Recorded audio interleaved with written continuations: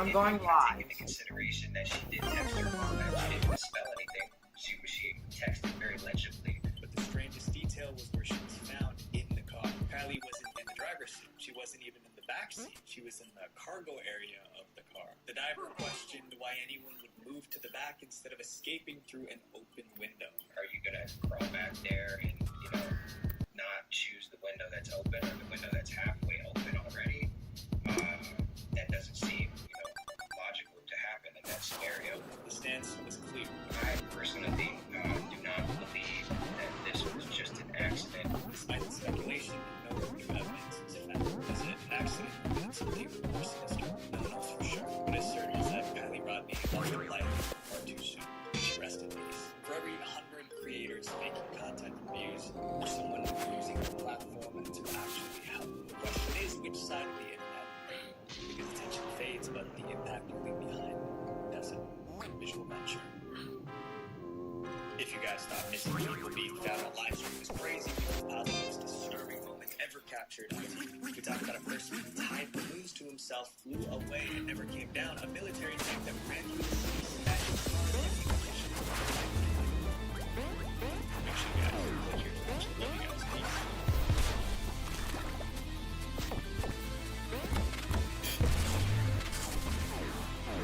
There's a new contender who's won the golden title.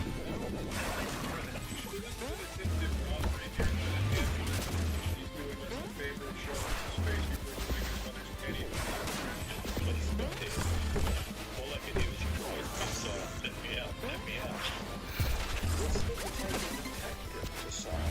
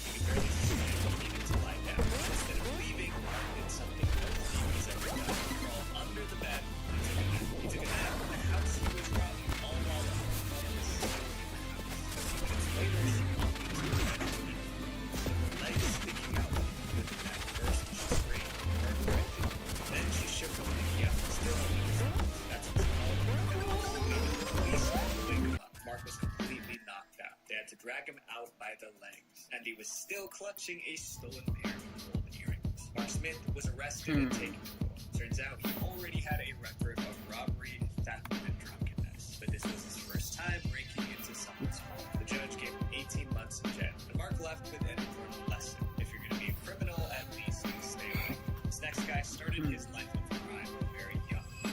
The German bank robbery.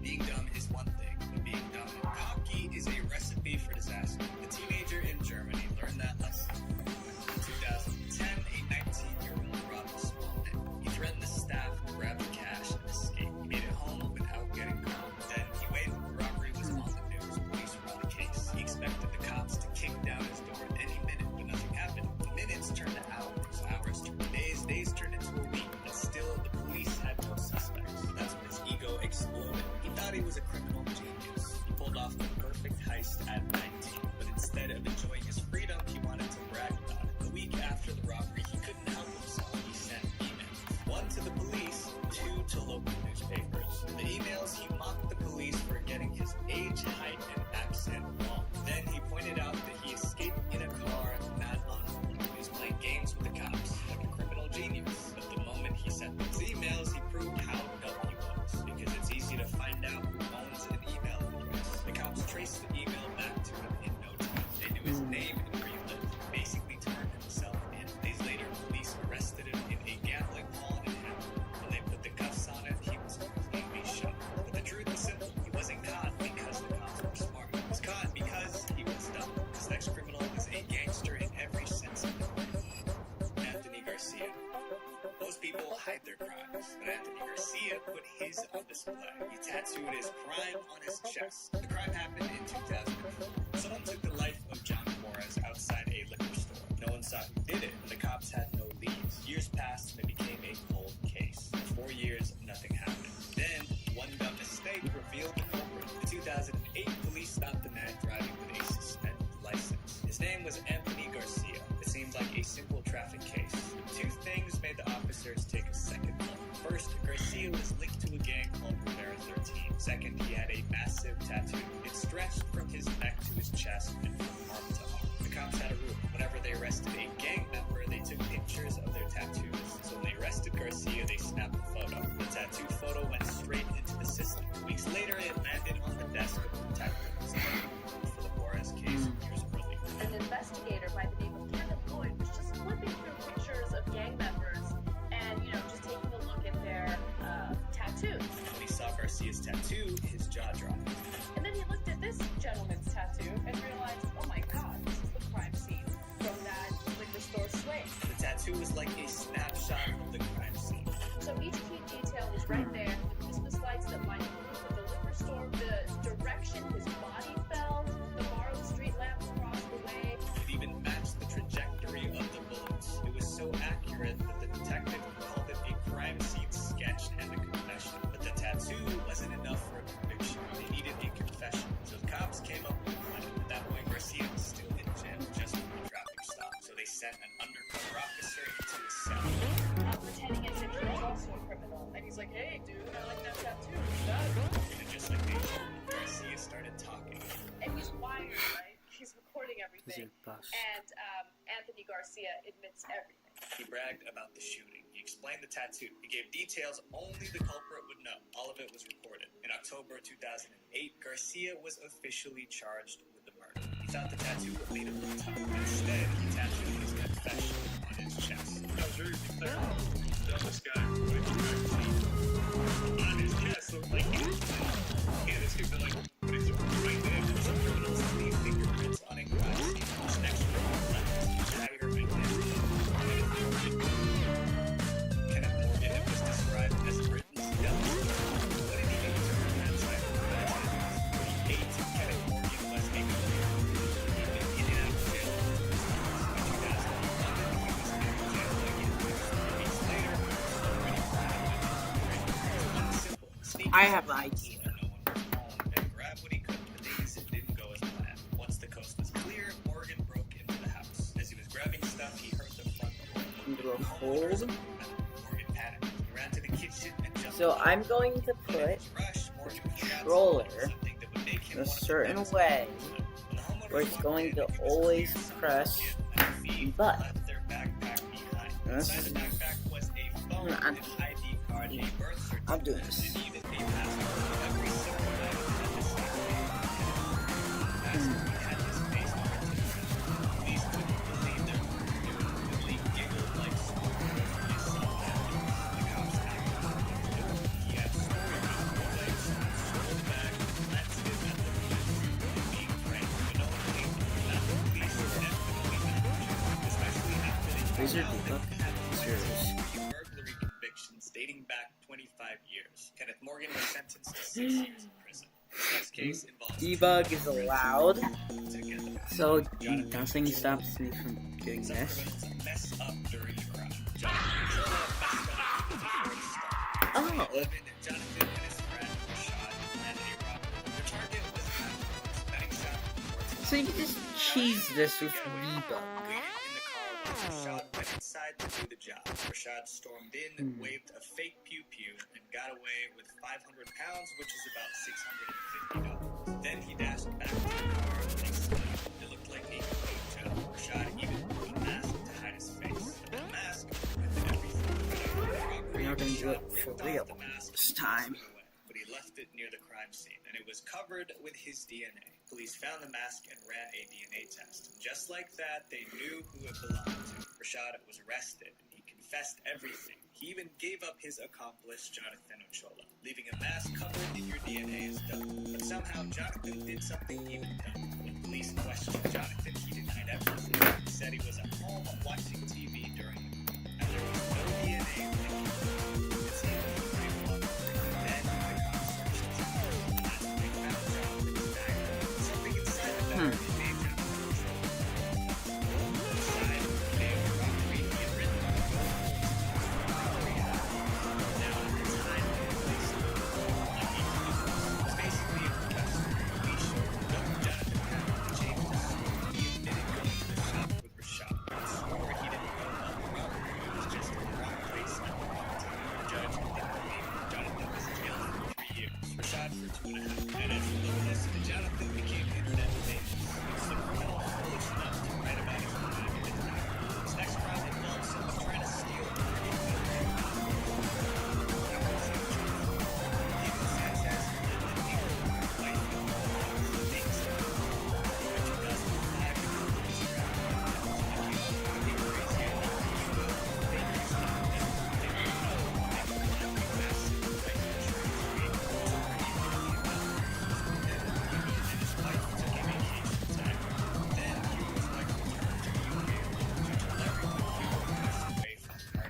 Is there a mod for OB? You know,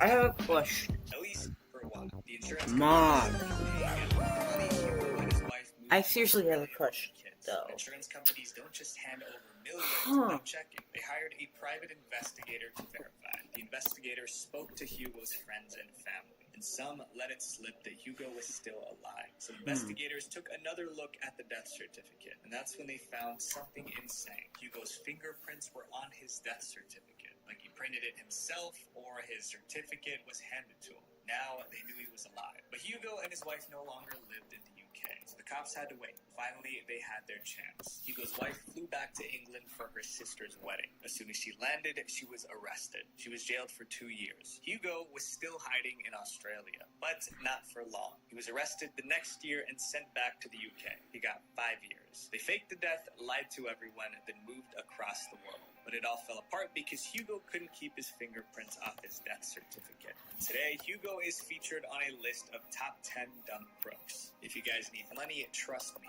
do it the right way. Because in the end, you won't just have money. You'll have your sanity too. Visual Venture. Wait, before you go, make sure you guys click here to watch more dark internet documentaries for the algorithm. Thank you guys for everything. Peace.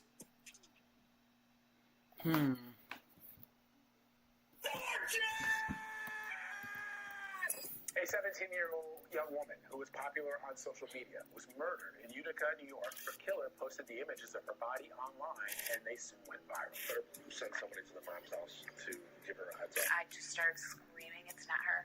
It's Not my daughters. Not my daughters. You're someone is stepping on your chest and pulling on your throat. You ruined my life. My household has been torn. Everything you guys are doing this. If real world was like 4chan, where there's no rules, dude, we'd be living in chaos. 4chan is crazy. When I was doing research, I was like blown away at the amount of just horrible people on the site. It's beyond me. My friend Birdie, aka Tuv, he's gonna help me with this documentary. Amazing YouTuber, amazing guy. And I wanna make sure that you guys stay till the end because things are gonna get really ugly really fast.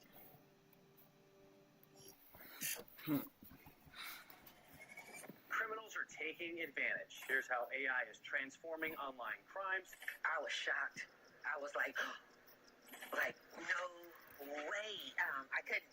Yeah, it just took my breath away. This mom got the scariest phone call of her life. On the other end, she hears her daughter crying. She's like, Mom, I messed up. It's a disturbing new trend, another layer of artificial intelligence. You know, as an entity, what could possibly happen if this gets into the wrong hands? Artificial intelligence is a powerful tool, but in the wrong hands, it can be the world's most dangerous weapon. And unfortunately, people are already using AI to break the law in terrible ways. These are the worst crimes committed with AI, ranked from the least to the most disturbing. I'm Visual Venture, and I hope you guys liked this video. It's definitely one that needed a little bit more research because AI crimes are still pretty new. The disturbing recording.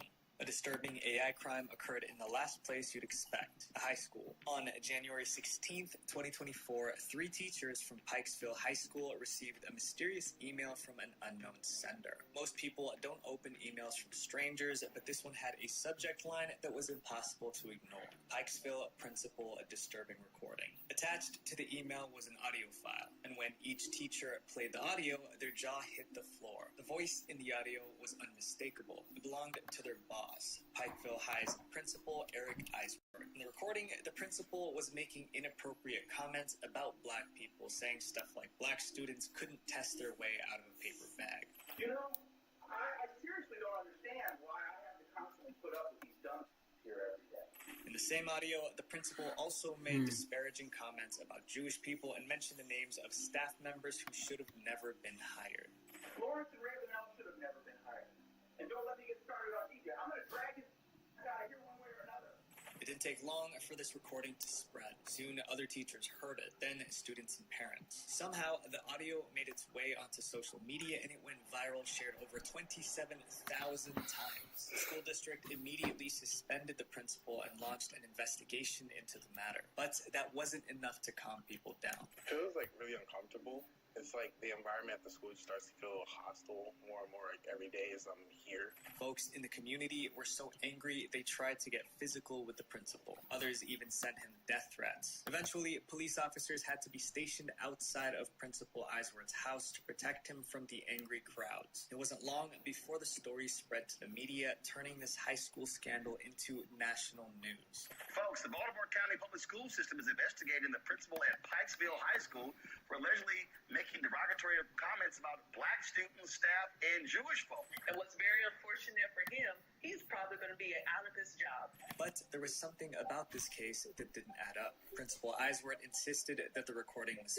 fake. He swore he never said any of those things. Unfortunately, no one in the community believed him. The voice in the recording sounded exactly like his, and he was talking about the people he worked with. Even the principal's closest friends thought it was real. There was nothing to suggest otherwise. However, the principal kept insisting the audio was fake and would not back down. Because he was so persistent, the school district investigating the case started to wonder if he was telling the truth. The principal would have to take a lie detector test. The authorities put him through the test, and the results turned the entire case around. The results showed that Principal Eisworth did not make the statements on the audio. But this only made things more confusing. If the principal didn't say those things in the recording, then why did the voice in the audio sound exactly like his? Experts were brought in to study the audio, and soon they had their answer. A forensic analysis revealed that the audio contained traces of AI-generated content with human editing after the fact. In other words, the recording was created using AI. Principal Eisworth was relieved. He would finally clear clear his name. But there was still something troubling him. The audio was fake. Everyone knew that by now. So who would make a fake recording to get their principal fired? When the school authorities realized someone was trying to frame the principal, they informed the cops and it became an official police investigation. The detectives on the case started by making a list of suspects. They asked themselves who would want the principal out of the picture. As they spoke to people in the community, one name kept coming up.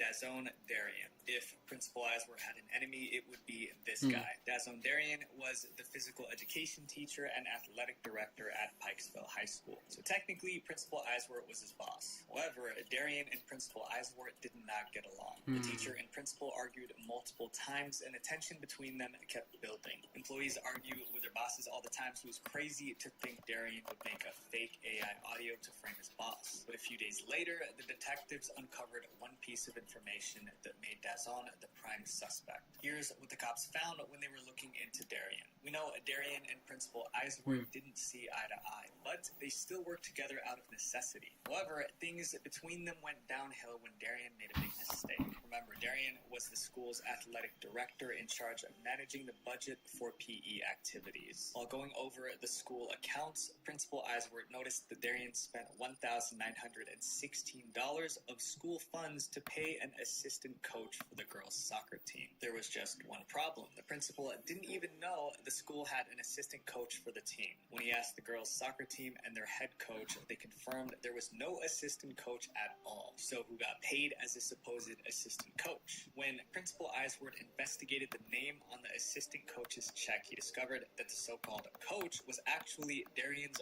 roommate. In other words, Darien and his roommate stole money from the school. If the principal reported the theft, Darien wouldn't just lose his job, he could be arrested. When the principal confronted him about it, Darien couldn't deny what he had done. Rumors spread that Darien's contract would not be renewed next semester. Darien was about to be fired, and he knew it. Once detectives discovered Darien's motive, the rest of the case came together quickly. Investigators discovered that Darien used the school's internet multiple times to look up generative AI tools, including the day before the audio clip was sent. They traced the email that sent out the fake audio to an internet provider registered to Darien's grandmother. The recovery phone number on the email account had a 213 area code, which was registered to Darien himself. After seeing all the evidence, a judge approved an arrest warrant for Darien. But there was one last twist. Darien ran away to escape before the cops could arrest him. But Darien's time as a fugitive didn't last long. Just a day after the warrant was signed, Darien was arrested at the airport trying to board a flight out of state. He was slapped with multiple charges, including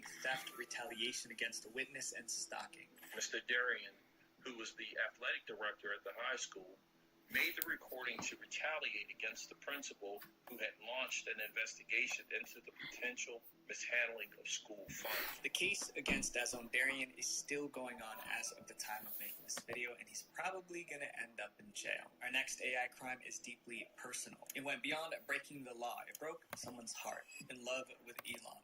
Romance scams are a huge problem on the internet. In 2022, about 70,000 people reported falling for romance scams, losing about $1.3 billion. Now imagine how much worse romance scams could be if criminals started using AI. Well, they already are. In July 2023, a woman in South Korea received a friend request on Instagram. To her surprise, it was from none other than Elon Musk. This woman was a huge fan of Elon. She even read his biography. But she knew that anyone could create an Instagram account pretending to be Elon Musk. So this friend request might not be actually from him. After all, why would the richest man in the world suddenly reach out to her? But then she thought, what if it was real? What if she ignored it and missed the chance to be friends with one of the most successful men to have ever lived? For most of us, it's pretty easy to tell if an Instagram account is real or fake. But she was an older woman who wasn't good with social media, so she took the risk and accepted Elon Musk's friend request. They started chatting. Right away, she wanted to know if this Elon was real or just a scammer. She asked a ton of questions and demanded proof. But Elon had an answer for everything. To assure her that he was the real Elon Musk, he sent her a photo of his ID card, but it was no ordinary ID card. It was a Citizen of Mars ID. The card showed his ID number on Mars, which was 1, and it indicated that his place of birth this Earth. Sending that card to prove his identity was crazy, but it kind of fit Elon's quirky personality. After all, he's launching rockets to send people to Mars. As they continued chatting on Instagram, Elon told her about his work, how he traveled in a private helicopter and where he planned to build new Tesla factories. He also shared details about his family life, saying things like the kids go to SpaceX every weekend. Almost everything Elon told her matched what was reported in the news. Little by little, her doubts melted away, but she still had one burning question. Why did Elon Musk want to talk to her specifically? She asked, and Elon had the perfect answer. He said he liked to randomly reach out to his fans. This Elon was funny, smart, and charming, and she couldn't help but like him more and more. Then Elon took it a step further. He suggested a video call. This was the ultimate test. If she saw his face on a video call, she'd be sure he was the real Elon. The video call happened, and there he was, Elon Musk himself. She watched as his lips moved, hearing his voice and seeing his geeky mannerisms in real time. But something amazing happened during that call. Elon Musk told her he loved her. The richest man in the world, a tech genius, was in love with her. It felt like a fairy tale. And Elon had a gift for her. He wanted to make her rich. Elon told her about a private investment opportunity that was guaranteed to quadruple her money. Apparently, that same investment helped make him a billionaire. Now, because he loved her, he wanted her to be rich too. He told her, "I'm happy that my fans will become wealthy through me." Elon convinced her to send $50,000 to a Korean bank account. He claimed the account belonged to one of his employees in Korea. She transferred the money thinking she was about to start a new life with a billionaire. But it never happened. After she sent the $50,000, Elon Musk vanished. He stopped responding to her messages and her money was gone. That's when she realized it was a huge scam. The Elon Musk she'd been talking to wasn't the real Elon. But how could he be fake if she spoke to him on a video call? The answer is deepfakes. Deepfake technology is now so advanced that you can have a video call using someone else's face and voice in real time. Later, the heartbroken woman went on a South Korean TV show to share her story and warn others. With deepfake romance scams becoming more common, finding love online has never been this risky, especially for the older generation. The next criminals didn't just use AI for just one crime. They used it to build a criminal empire. The failed musician.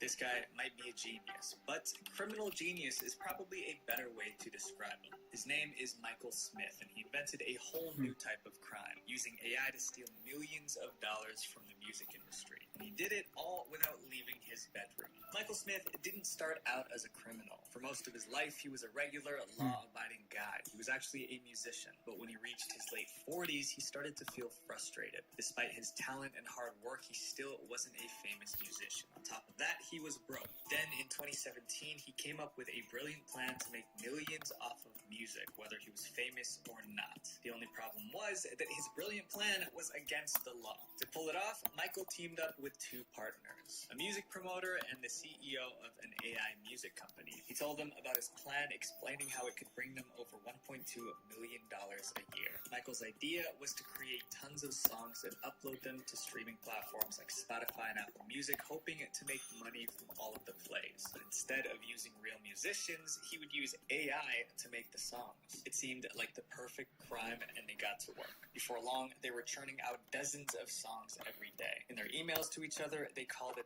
instant music. The plan had 3 steps. First, AI created strange songs with odd file names. Next, Michael uploaded these songs to Spotify and Apple Music, but he changed their titles to some pretty weird words. The AI songs sucked, so he created thousands of fake bot accounts to listen to these songs over and over, making it seem like real people were enjoying the music. And they created thousands of bots, and these bots are just programs that are designed to just run in the background and play these pieces of music. Michael knew that if a single song were to be streamed 1 billion times, it would raise suspicions among the streaming platforms. So he spread his automated streams across thousands of songs. He created software to stream his songs to different computers, making it appear that listeners were tuning in from different locations. The bots rotated between songs and listened at different times of the day, making everything seem more believable. Michael created as many as 10,000 streaming accounts using email addresses he purchased online. He even hired assistants to help manage all the bots. Since platforms like Spotify and Apple Music pay artists for each play, the more streams his AI songs got, the more he earned. Everything was going perfectly, but that was about to change. In October 2018, less than a year after they started, a streaming platform gave Michael some bad news. They said they received multiple reports of streaming abuse and were considering removing his songs. By this time, Michael already made close to $1 million. This would have been the perfect time to quit before getting caught. But instead, Michael doubled down. He messaged the streaming platform saying, "This is absolutely wrong and crazy. Recently, There's a no lot of people fraud were here wondering whatsoever. how How can I appeal and this?" the He was answer so is convincing surprisingly that the streaming all it will service take is backed down time, and it kept won't his require any songs code. up. From In this video, I'll be showing you 2017 to step by step on how to mod 2024, Pizza Tower. Michael's AI songs generated over 4 billion streams and $12 million in No, royalties. I'm not actually However, the good. streaming I'm platforms practice. still had their eye on him. They knew something fishy was going on, but they couldn't prove it yet. As AI technology improved, streaming platforms started using their own AI tools to detect bots and fake streams. By September 2024, they gathered enough evidence to prove that Michael was running a scam with AI music. By this time, they didn't send him an email to kick him off the platform. Instead, they called the FBI. As FBI agents raided a Cornelius man's home. He's a musician, now facing serious charges. When we got here, FBI agents were in the driveway of Smith's home on Rosier Drive. Michael was arrested and charged with 3 counts of wire fraud conspiracy, and money laundering conspiracy. Each charge carries a maximum of 20 years in prison, which could mean up to 60 years behind bars. Michael Smith's case is still happening at the time of this recording. If he's convicted, he could spend the rest of his life behind bars. But at least he made history. This is the first criminal case involving AI and music streaming fraud. Every day, people use apps like ChatGPT and Midjourney to generate tons of words and images. But while most use it for good, these next criminals used it to create chaos. Fake news. People always say seeing is believing, but in 2023, some viral photos made everyone question that. In March, photos showing President Donald Trump being arrested spread across social media. They exploded on Twitter, Instagram, and all over the internet. A lot of people thought the arrest was real until they found out it was all a lie.